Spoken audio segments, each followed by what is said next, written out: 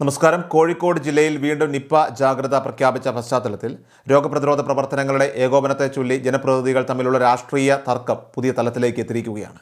Nipah പ്രതിരോധ പ്രവർത്തനങ്ങളുമായി ബന്ധപ്പെട്ട് കൺട്രോൾ റൂം കേന്ദ്രീകരിച്ച് നടക്കുന്ന കാര്യങ്ങളിലൊക്കെ ജനപ്രതിനിധികൾക്ക് കൃത്യമായി ഇടപെടൽ നടത്താൻ സാധിക്കുന്നില്ലെന്ന് ആരോപിച്ചുകൊണ്ട് മുൻ മന്ത്രി മുഹമ്മദ് റിയാസ് രംഗത്തെത്തിയതോടെയാണ് വിവാദങ്ങൾക്ക് തുടക്കമായത്.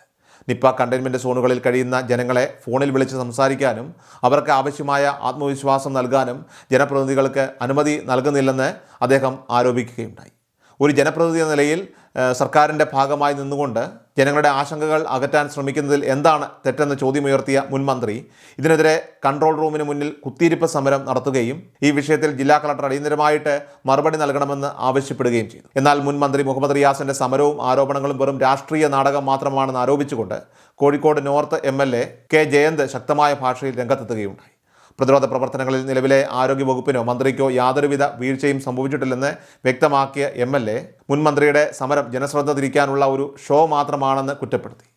മുൻകാലങ്ങളിൽ ഉണ്ടായ ചില വീഴ്ചകളെയും വിവാദങ്ങളെയും ഓർമ്മിപ്പിച്ചുകൊണ്ട് ആരോഗ്യവകുപ്പ് മികച്ച രീതിയിൽ കാര്യങ്ങൾ കെട്ടിപ്പടുത്തു വരുമ്പോൾ ഇത്തരം അനാവശ്യ വിവാദങ്ങളുമായിട്ട് ഇറങ്ങിപ്പുറപ്പെടുന്നത് പൊതുജനമധ്യത്തിൽ പരിഹാസ്യനാകാനായിട്ട് മാത്രമേ നിങ്ങളെ ഉപകരിക്കൂ എന്ന് അദ്ദേഹം പറഞ്ഞു. ഒരേ ജില്ലയിൽ രണ്ട് ജനപ്രതിനിധികൾ രണ്ട് തട്ടിൽ നിന്ന് സംസാരിക്കുന്നത് ജനങ്ങളിൽ ആശയക്കുഴപ്പം ഉണ്ടാക്കുമെന്നും ഉദ്യോഗസ്ഥരെ സ്വതന്ത്രമായിട്ട് ജോലി ചെയ്യാൻ അനുവദിക്കാതെ രാഷ്ട്രീയ മുതലെടുപ്പിനാണ് ചിലർ ഇവിടെ ശ്രമിക്കുന്നതെന്നും അദ്ദേഹം തുറന്നടിച്ചു. കേരളത്തിൽ നിപ്പ ഉൾപ്പെടെയുള്ള മാരക രോഗങ്ങളെ പ്രതിരോധിക്കുന്നത് രാഷ്ട്രീയക്കാരല്ല, മറിച്ച് ഇവിടുത്തെ മികച്ച ആരോഗ്യ പ്രവർത്തകരും വിദഗ്ധരായിട്ടുള്ള ഡോക്ടർമാരുമാണെന്ന് കെ ജയന്ത് MLA ഓർമ്മിപ്പിച്ചു. കഴിഞ്ഞ കുറേ കാലമായി ഇത്തരം പ്രതിസന്ധി ഘട്ടങ്ങളെല്ലാം മറികടന്നത് തങ്ങളുടെ മാത്രം മിടുക്കുകൊണ്ടാണ് എന്ന രീതിയിൽ മാധ്യമങ്ങൾക്ക് മുൻപിൽ നിരന്തരമായി അവകാശവാദങ്ങൾ ഉന്നയിച്ചിരുന്നവർക്കാണ് ഇപ്പോൾ കാര്യങ്ങളൊക്കെ കൈവിട്ടു പോയെന്ന് തോന്നുന്നത്.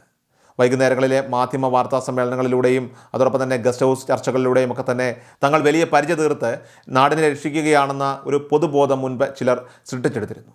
എന്നാൽ ജനങ്ങളെ സംരക്ഷിക്കുന്നത് ഈ രാഷ്ട്രീയ ഗിമ്മിക്കുകളല്ല, മറിച്ച് ആരോഗ്യരംഗത്ത് വിദഗ്ധരുടെ അറിവും അവരുടെ നിരന്തരമായ ഇടപെടലുകളും കഴിവും കൊണ്ടാണെന്ന യാഥാർത്ഥ്യം ഈ നിപ്പ കാലഘട്ടം കഴിയുമ്പോൾ ജനങ്ങൾക്ക് പൂർണ്ണമായും ബോധ്യപ്പെടുമെന്നും അദ്ദേഹം കൂട്ടിച്ചേർത്തു. രോഗവ്യാപനം തടയുന്നതിനായിട്ട് ആരോഗ്യവകുപ്പ് വളരെ കൃത്യമായ പ്രോട്ടോക്കോളും മുന്നൊരുക്കങ്ങളുമാണ് ജില്ലയിൽ ഇപ്പോൾ സ്വീകരിച്ചിരിക്കുന്നത്. നിപ്പ റിപ്പോർട്ട് ചെയ്ത ആദ്യ ദിവസം തന്നെ ആരോഗ്യമന്ത്രി നേരിട്ട് സ്ഥലത്തെത്തി സ്ഥിതിഗതികളൊക്കെ തന്നെ നിയന്ത്രിക്കുകയും പ്രാഥമിക പരിശോധനകളിൽ സംശയം തോന്നിയ ഉടൻ തന്നെ സാമ്പിളുകളൊക്കെ തന്നെ പൂനെ വൈറോളജി ലാബിലേക്ക് അയക്കുകയും ചെയ്തിരുന്നു.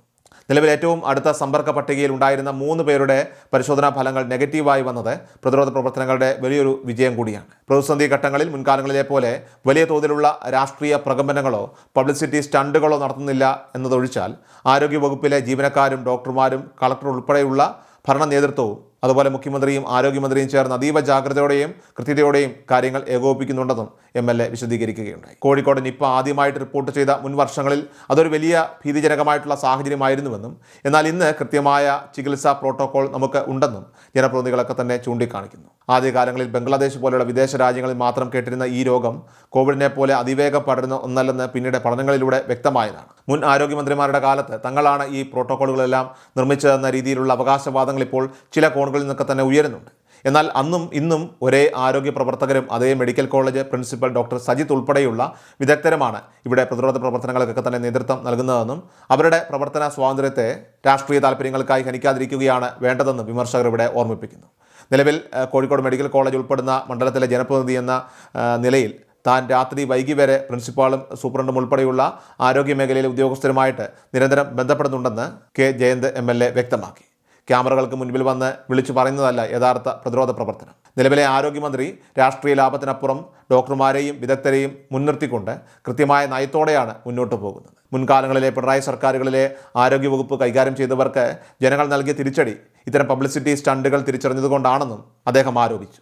എന്തായാലും കോഴിക്കോടും കേരളവും ഈ നിപ്പ കാലഘട്ടത്തെയും അതീവ വിജയകരമായിട്ട് തന്നെ അതിജീവിക്കുമെന്നും കൺട്രോൾ റൂമുകളിലേക്ക് ഇടിച്ചു കയറി പ്രതിരോധ പ്രവർത്തനങ്ങളെ തടസ്സപ്പെടുത്തുന്ന നീക്കങ്ങളിൽ നിന്ന് രാഷ്ട്രീയക്കാരൊക്കെ പിന്മാറണമെന്നും അദ്ദേഹം ഇവിടെ ആവശ്യപ്പെട്ടു.